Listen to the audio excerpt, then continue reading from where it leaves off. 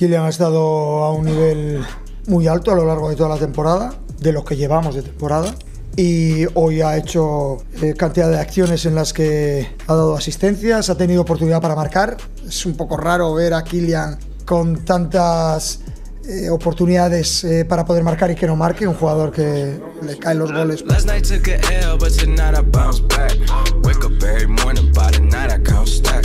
Salut tout le monde et bienvenue dans la quotidienne. Voilà, ravi de vous retrouver pour cette nouvelle semaine, pour cette nouvelle quotidienne. Et depuis 2019, les Parisiens n'avaient pas gagné à Rennes. C'est chose faite. Victoire 3-1 des Parisiens avec un compteur débloqué sur un magnifique but de Vitinha. Hakimi et Randal Kolo Muani ont suivi le pas côté parisien. Et toujours pas le nom de Kylian Mbappé au côté des buteurs. Amine Gouiri a sauvé l'honneur côté rennais devant son entraîneur Bruno Genesio. Réaliste mais amer de la prestation de son équipe après le match. Ce soir, il n'y a pas grand chose à dire sur la défaite. Elle est logique, elle est méritée, elle aurait pu être même plus sévère. On aurait pu aussi marquer 1 ou 2 buts de plus. Ce que je regrette, c'est qu'on a encore une fois manqué de maturité. Parce que lorsqu'on est revenu à 2-1, on s'est un peu jeté dans la gueule du lion, alors qu'on avait beaucoup de temps pour revenir encore au score. Et on défend pas suffisamment bien pour espérer quoi que ce soit contre une équipe comme Paris. Et il y a une autre équipe qui se remet à espérer, c'est l'OM. Avec la première victoire de Gattuso face au Havrais réduit à 10, victoire 3-0, avec un bon Jonathan Klaus justement qui s'est exprimé au micro de Saber Defarge sur le caractère un peu trempé ou non de son entraîneur. Sous sa carapace d'homme dur, rigide, sévère, on a découvert en tout cas une vraie personne, quelqu'un qui est proche de ses joueurs, qui parle énormément, qui ne crie pas autant qu'on peut l'imaginer. Il est extrêmement perfectionniste, ses idées sont claires, il est très calme, très positif et ça nous fait beaucoup de bien. Un Jonathan Klaus qui revit sous le maillot de l'OM et pourquoi pas sous celui des Bleus. De nouveau appelé par Didier Deschamps, il est revenu sur sa non-sélection à la Coupe du Monde, la précédente, au micro toujours de Saber Defarge. Quelle trace a laissé cette non-convocation pour la Coupe du Monde ? Elle a laissé un peu de traces, surtout sur le moment. Je sais que je l'ai rendu malheureux. Je n'ai pas fait que des heureux. Surtout quand il s'agit de listes pour un championnat d'Europe ou une Coupe du Monde. Si j'ai pas été sélectionné, ils sont arrivés en finale. C'était malgré tout peut-être un bon choix de sa part à ce moment-là. J'étais déçu, je le suis plus.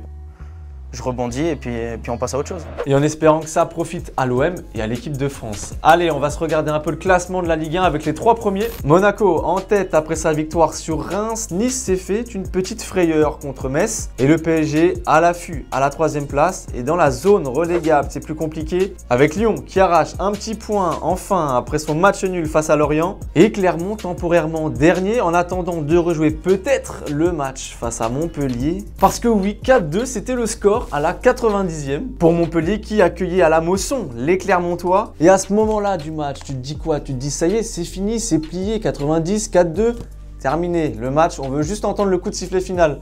Eh ben non, on a entendu ça à la place.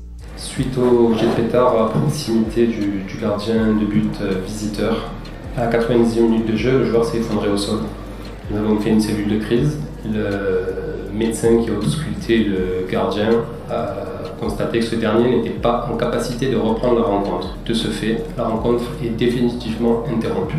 Rencontre arrêtée suite au lancer de pétard justement sur le gardien clermontois Moridio en provenance d'une tribune montpelliéraine. Laurent Nicolin, le président du MHSC, s'est rapidement exprimé sur le sujet après la rencontre. Des illusions et beaucoup de tristesse quoi, voilà. Quand tu mènes 4-2 et que tu as potentiellement tes 6e ce soir avec les joueurs qui sont cassés le cul, excusez-moi des propos, à 30 minutes à 10, ouais, c'est un sentiment de dégoût et qu'une espèce de un truc de la tribune, ouais, c'est pénible et surnaturel quoi. Neto Borges, le joueur de Clermont, a lui aussi réagi à sa manière à l'événement, sans un mot, mais dans le geste. Et maintenant, les deux équipes sont dans l'attente de la décision finale concernant la rencontre. Victoire clermontoise, match reporté en terrain neutre ou alors huis clos des tribunes. Réponse à venir dans les prochains jours. En Liga, le Real côtoie les premières places. Après sa victoire 4-0 face à Osasuna, petit but de Vinicius qui a célébré en dansant avec Eduardo Camavinga, mais vite vanné sur les réseaux par son coéquipier Jude Bellingham. Deux mauvais danseurs pour être poli. Bellingham qui justement inscrit lui un doublé.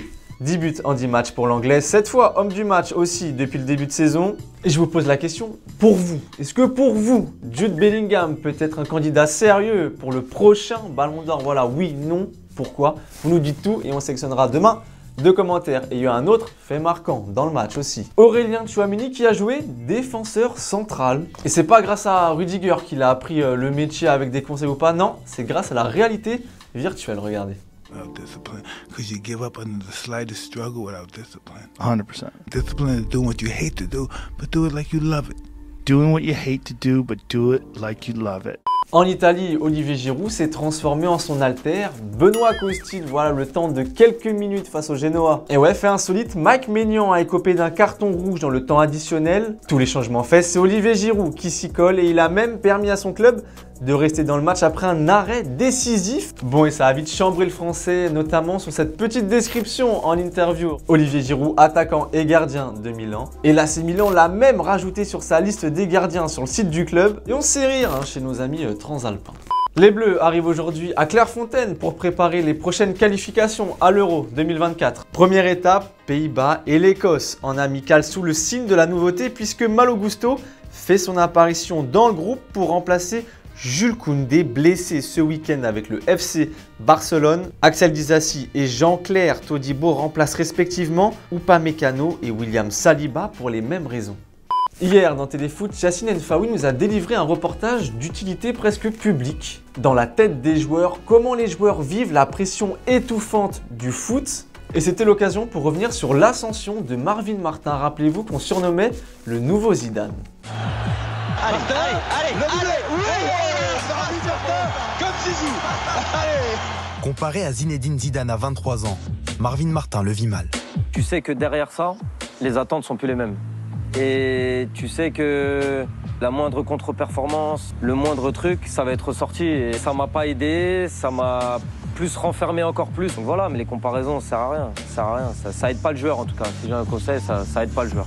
Après seulement 15 sélections en bleu, il ne confirmera pas les espoirs placés en lui. Allez, c'est déjà la fin de la quotidienne. Merci de nous avoir suivis. Petite pensée émue pour Loïc Rémy, voilà, qui a annoncé sa retraite hier. Bonne continuation à lui dans son après-carrière. Demain, retrouvez Licia et nous, on se quitte en images avec Eli Wahi, le buteur de Lens et le buteur aussi en Ligue des Champions. Allez, prenez soin de vous et ciao. Mais Eli Wahi, alors effectivement, on lui demande beaucoup de choses, mais il a su montrer en une occasion ce qu'il savait faire de ses 35 millions. Voilà, c'est un champion et on est fiers de lui. C'était le meilleur match de ta carrière aujourd'hui, quoi. Celui-là, non? Ouais, je pense. Hein. Et celui-là, restera gravé, je pense. Oui, c'est bien. C'est bien. Et Lens l'a pris pour ça aussi. Donc, potentiellement, déjà, ce qu'il fait voir, ça laisse penser, augurer pour lui des jours encore meilleurs.